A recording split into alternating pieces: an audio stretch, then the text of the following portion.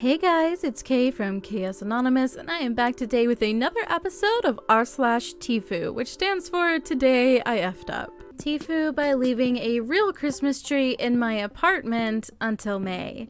I actually effed up 8 years ago, but time has worn down my pride enough that I'm willing to finally share the story with the world. It was recently suggested to me that I leave my Christmas tree up a little longer in order to further enjoy the cheeriness it brings to the living room.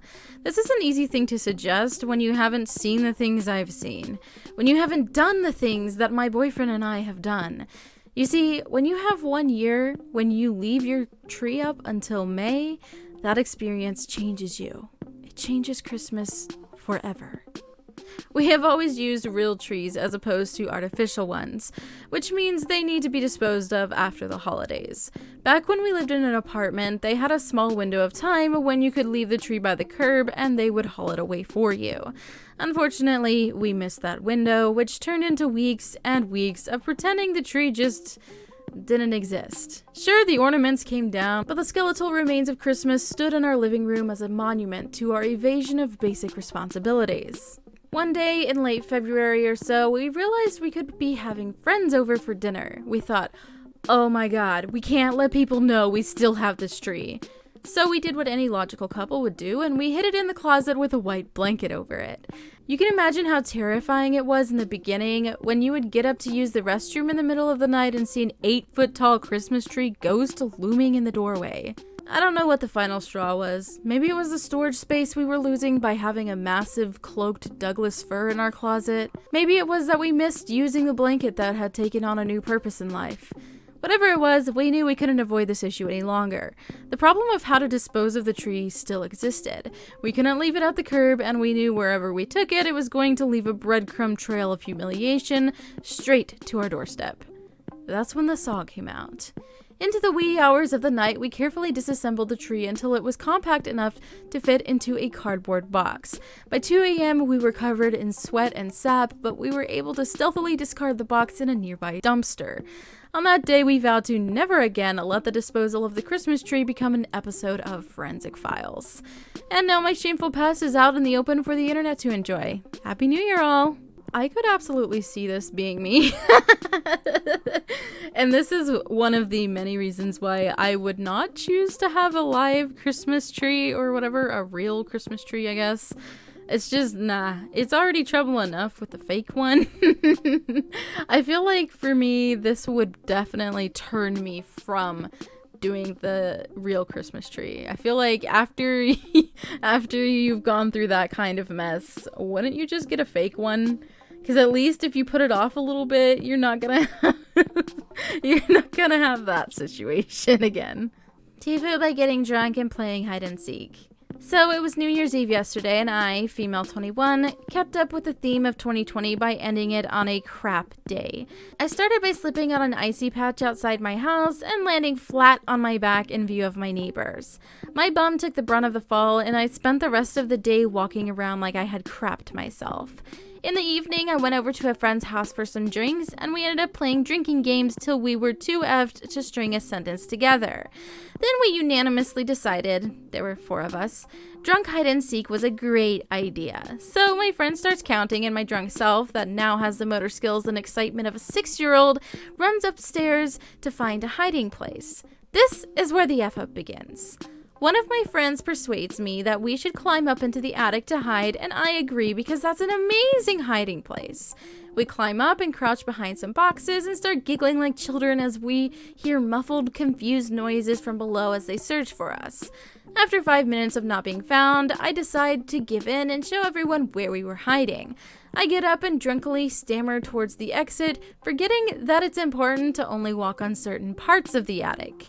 My drunk reaction time was too slow, and before I knew it, my leg was making an uninvited appearance in my friend's bedroom. So I ruined the night by putting a leg-shaped hole in her ceiling, and now I owe her money to get it fixed. To top it all off, I woke up this morning feeling extremely guilty and hungover. The urge to throw up suddenly overwhelmed me, and I ran to the bathroom. My boyfriend kindly followed with some water to support me and was greeted by the sound of my retching so hard I involuntarily squeezed a fart out of my bruised bum. Great start to 2021.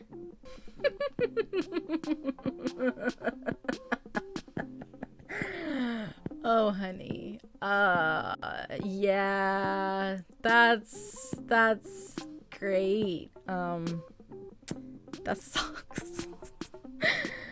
Oh man. This is why, like, I don't know, I'm just not a fan of getting drunk, and this is the stupidity that happens because people, you know, they're not thinking anymore.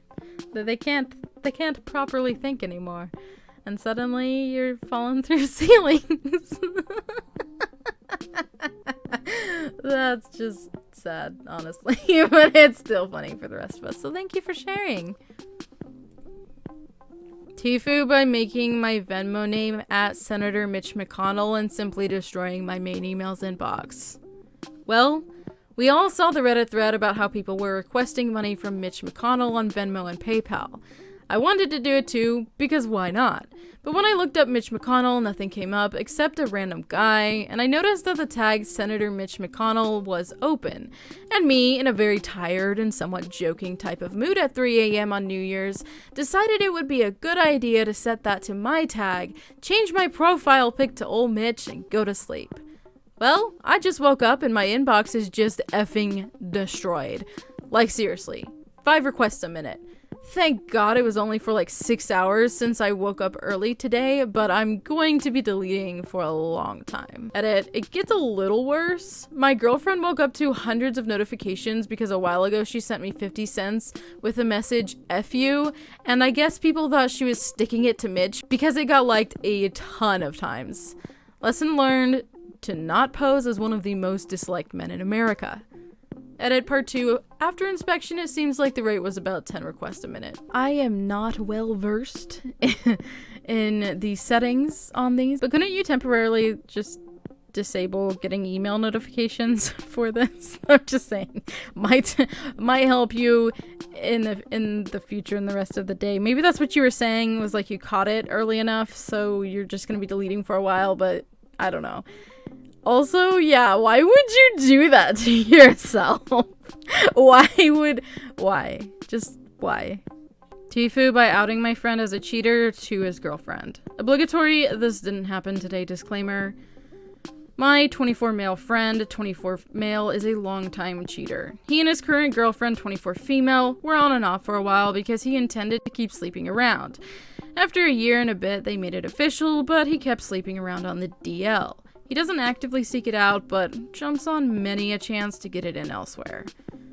Once official, he hosted a small get-together pre-corona at his place, and we were getting to some drinking games.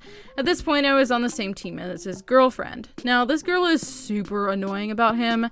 She'll constantly talk him up and praise him in public to the point of absurdity. This being annoying is a common sentiment among our acquaintances. When she started doing her thing and yapping about how cool her boyfriend was while we were playing, she mentioned how he was a intimate god, and in a drunken reflex I responded with, "That's not what I heard from girl he cheated with." Which was true, but profoundly inappropriate, at which point the girl starts hopelessly bawling her eyes out, understandably. I got kicked out immediately. I called to apologize the following morning, and he told me that he managed to convince her that I was lying and just being stupid. We made up, but not without him obviously carrying some resentment, but overall still being very decent with me.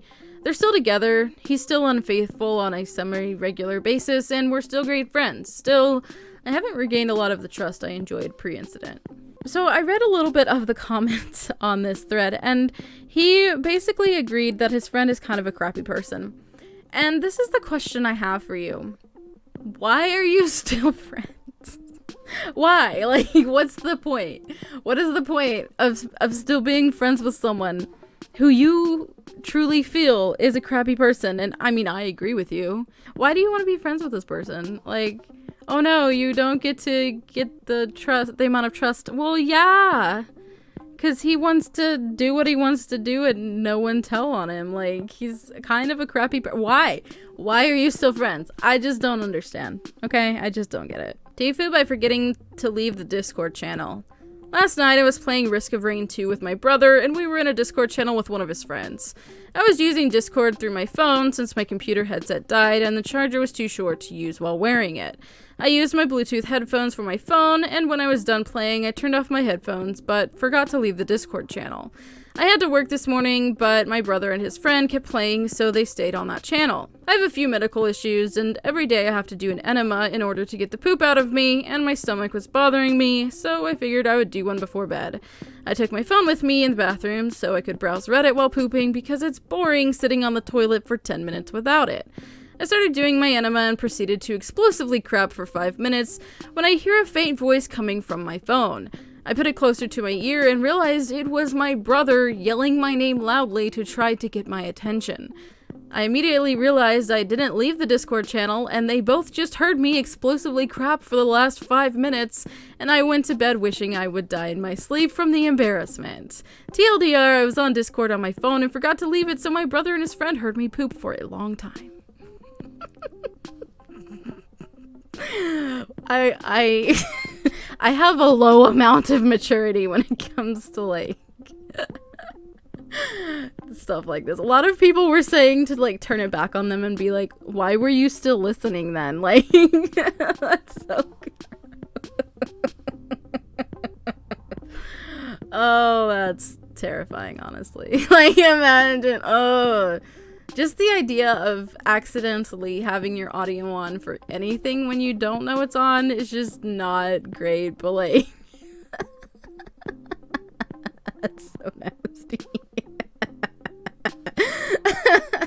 Imagine they're like in middle of the game. Oh, beautiful. TIFU by letting Redditors play audio through loudspeakers in my home. Okay, so I don't know if this will get lost in new, but if it doesn't, then you're in for a doozy of a story.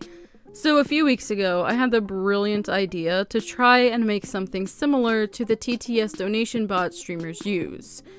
I had remembered that Michael Reeves once made something similar, so I decided to just rip his old code. The problem was he had made his code non-functional, meaning that when you sent him a message, it didn't go anywhere.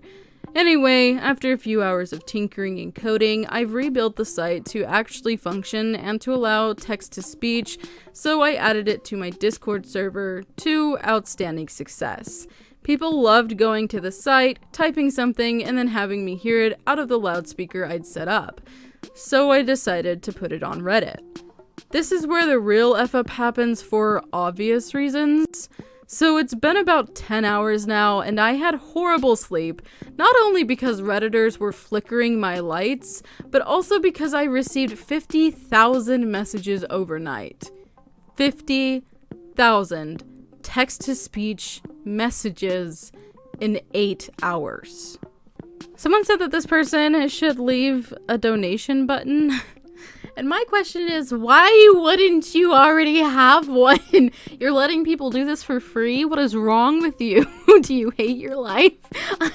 I hope that's not the case. I hope they're just misunderstanding. But I have a really bad feeling that they're letting random people do that to them for free. Like, why would you do that? At least get some money out of it. Oh my god. That's terrifying. That's just no. Why? What is for the lulz? I don't know. Anyway, that is going to wrap up today's video. If you enjoyed it, go ahead and drop a like and let me know your thoughts in the comments below. Really quickly, I'd like to thank my patrons. Up on the screen, you should see my face palmers and my crazy case. Thank you all so much for supporting me in that way. If you are interested in becoming a patron, checking out the original posts from today's video, or sending me an email for possible inclusion in a future video, all of that information is in the description box, so be sure to check it out. And I'll talk to you in my next video. Bye!